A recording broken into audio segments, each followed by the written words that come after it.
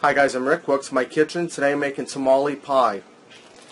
Alright, I'm starting out here in a large skillet I have preheating. I have a pound and a half of 80/20 ground beef. I'm going to get that in there and brown that up. And I also have a medium onion that I diced up fine. I'm going to get that in there and saute it in with the burger while I'm browning it.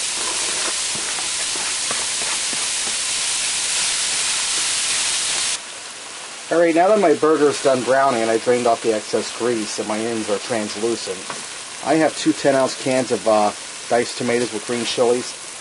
I'm going to add both cans in, juice and all. And what I'm going to do is I'm going to turn this down to medium and let this simmer for about 15 minutes. Now if you use a leaner hamburger, you probably won't have to drain it, but since this was 80/20, I had to drain it. I'd rather use a fatty burger personally because the lean ones are just too dry. So I'm going to let this go for 15 minutes on medium heat. Alright, my 15 minutes are up. Now I'm going to add to this a teaspoon of salt, and this is optional. Then I'm going to add 2 teaspoons of chili powder. And I'm just eyeballing this. I'm going to give this a stir, get everything all nice and blended. Alright, now I have a 30-ounce can of pinto beans that I drained. I'm going to add them in there. And what I'm going to do is I'm going to go in with my potato masher, and I'm just going to mash some of the beans up to help thicken this up. And if you're using a non-stick pan like I am, you want to use a plastic spatula or a nylon one. You don't want to scratch your pan. And like I said, I'm only doing some of the beans, not all of them. Alright? I'm also going to add in a can of undrained whole corn. This is a 15¼ ounce can. It's a standard size can of corn.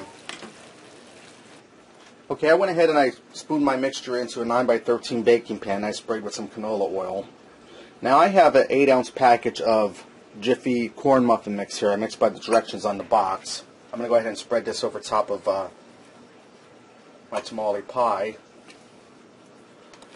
Just want to get it on there rough, and then we'll smooth this out. And what this is going to do is it's going to give us a nice cornbread topping on this tamale pie. And just spread it out as even as you can get it.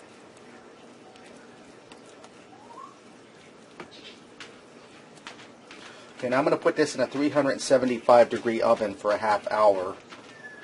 That'll cook the cornbread topping, and it will let everything thicken up in there and cook through. Alright, my half hour is up and this is done. Let's go ahead and fix up a plate and see what we got. Alright, there you have it. Tamale pie.